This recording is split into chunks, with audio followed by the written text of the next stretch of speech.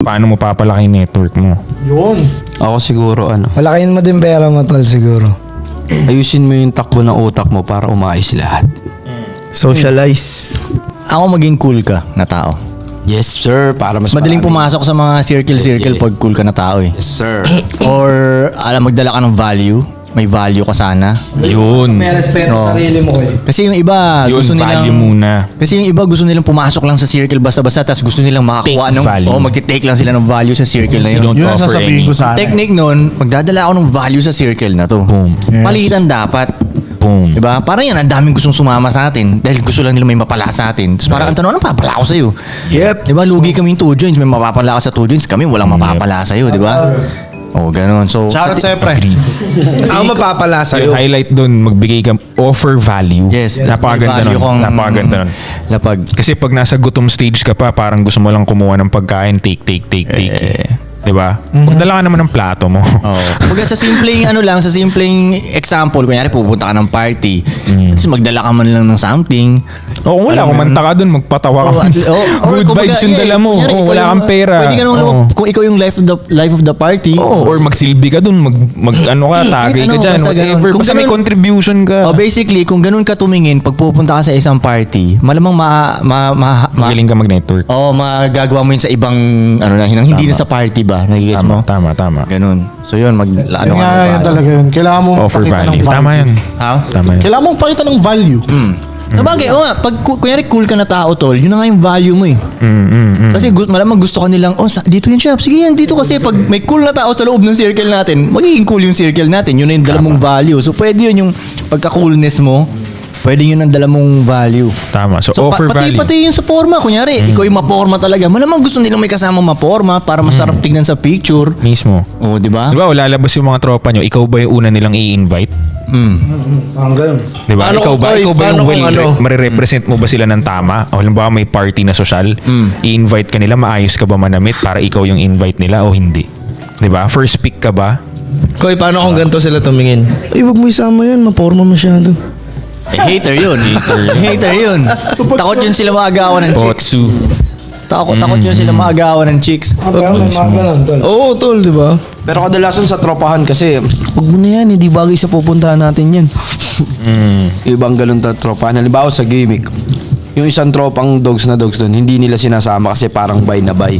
Pero pagdating sa basketball court, gusto nila lagi nilang kasama. Kasi magaling sa basketball. Oo, dahil magaling sa basketball. Sample mo yata sa sariling experience mo.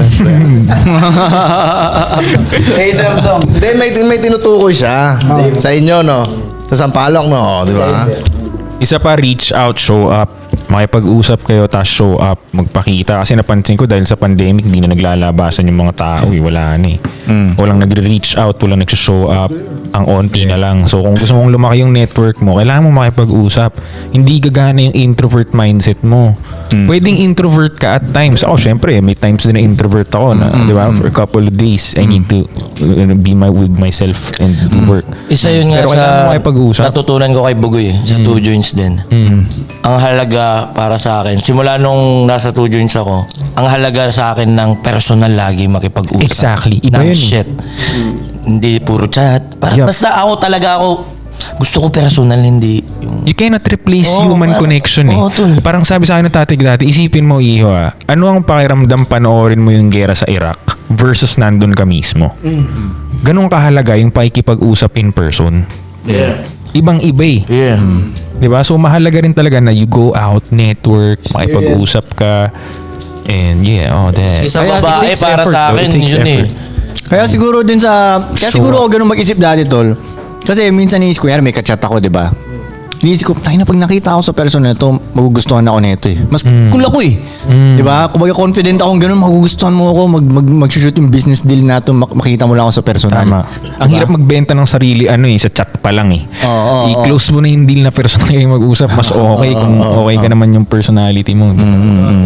Pero kung ang technique niyan, kunyari sa chat ka lalaban, Ngayon, ang technique niyan, gagandahan mo ngayon yung page mo. Pero Instagram page mo, gagandahan mo ngayon. Try mo Siyempre. ipakita doon na cool ka na tao. Best version of you. Oo, pakita mong ganun.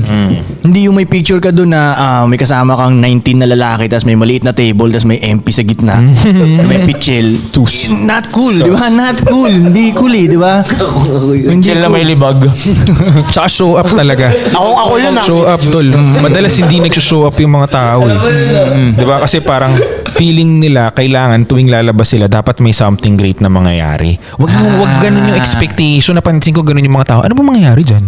Like, may something big bang mangyayari? Eh, you'll never know eh. It only takes Totoo, 1 out of 10 siguro na lahat sa 10 labas mo, may isa dong malupit na mangyari. Bawi na yung siyam na walang ano eh. So tanggapin mo na may mga labas ka na wala lang. Parang Exact. You're building relationship. Pero kasi ilang beses na rin nangyari sa akin na lumabas ako na akala ko walang pupuntahan biglang. Pero biglang bandang huli nasabi ko, buti na lang pala pumunta ako dun. Exactly. Diba? Ang dami talagang beses nangyari Low. yun sa akin eh. Walang pagsisisi ko eh.